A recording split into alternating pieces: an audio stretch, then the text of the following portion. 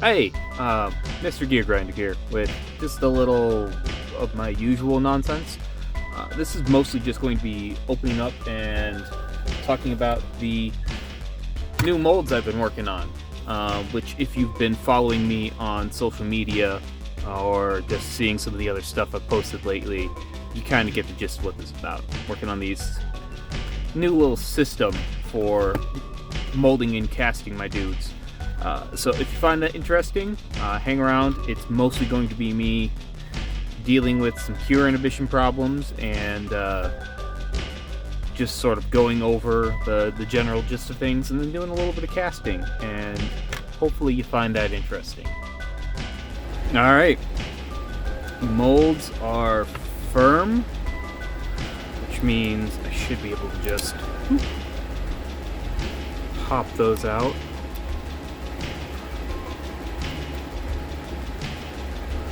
Alrighty.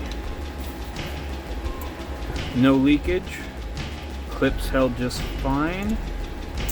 Looks like the double-sided tape was a good call. I'm just gonna... Uh-oh. That is some cure inhibition. Best thing I can do is let that sit for now. That seems like it's caused by the double-sided tape, which is not a great sign. But it doesn't mean the molds are shot. Might just have to let these sit for now. Yeah, that's... Probably for the best to let those sit in open air for another few hours. We got some squeeze out down there. Not much, which is good. And that seems... I don't think that's fully cured. Well, let's see. Yeah, how about that? No cure inhibition on that one, really. It's firm. It's a little bit that seemed to get under the figures, but that's fine. Let's see. It's gonna fight me a little bit. Simply get in there with a tool.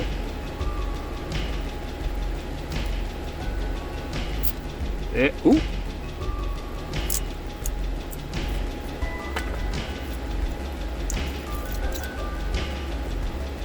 That's what I'm talking about. So, put a little double-sided tape in there to help stop any leaks. And you can see I sliced it just a little bit, but that'll be fine. So now we just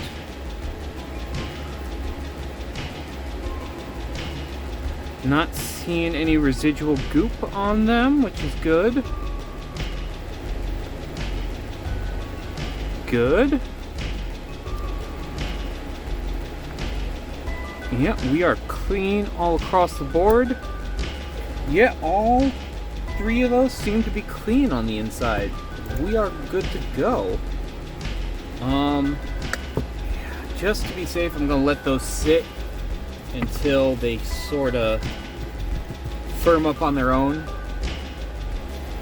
Cure inhibition is not necessarily a total death sentence.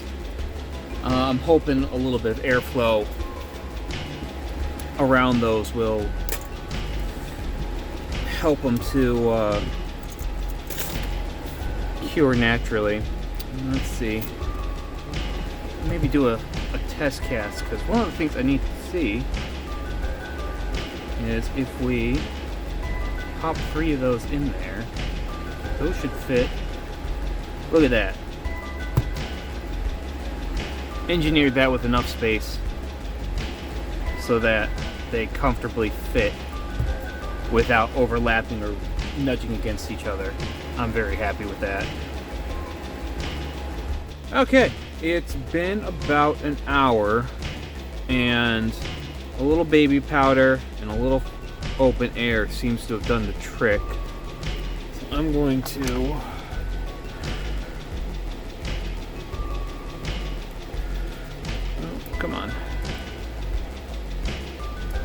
That is such a perfect fit. It's not exactly what I need right now. Let's see. I just need... There we go. Just give that a little crack. And now that should... Whew! Look at that. Molded so perfectly, you can see the freaking print lines. And that just comes out like a dream. Very minimal leftover silicone in there. Like I said, a little bit of fresh air, a little bit of baby powder, and these seem fine. Just give them a little pull. Whew, that is a fight. Other than a little bit of leftover gunk. One second, I'm gonna take a good look at this. Yeah, inside the mold seems just fine. And I'm gonna just get these other two. There does seem to be a tiny bit of cure inhibition. You can see there's still just a little shininess in there. But I think if these guys sit out for just a while, let me take a look inside. Yep. All three seem good. Here, the wind to do that. Look how nicely those fit together. I mean, the top of that's going to look funky for a bit, but I think after some casting, it's not really going to matter. Top of the mold's going to look a little funky anyways.